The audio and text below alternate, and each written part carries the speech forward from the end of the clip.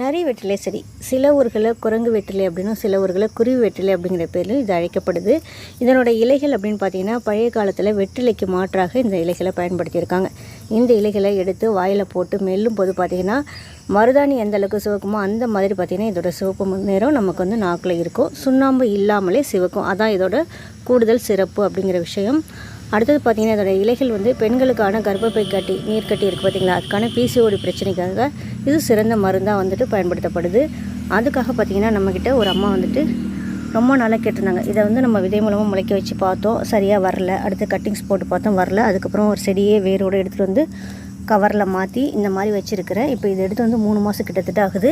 அடுத்து பார்த்திங்கன்னா இதுக்குள்ளே வந்துட்டு முதியோர் கூந்தலோட விதைகள் போட்டுக்கேன். முதியோர் கூந்தலோட விதைகள் வந்து முளைக்கும் போது இப்படி தான் இருக்கும்.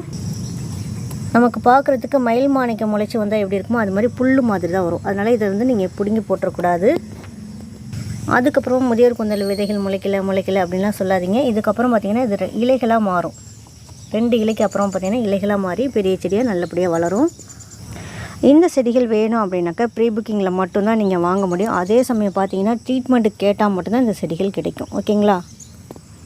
இந்த செடி வேணும் அப்படின்னாக்கா 2 அல்லது 3 மாதம் காத்திருக்க விருப்பம் உள்ளவர்கள் மட்டும் என்னோடய வாட்ஸ்அப் நம்பருக்கு வாட்ஸ்அப் பண்ணுங்கள்.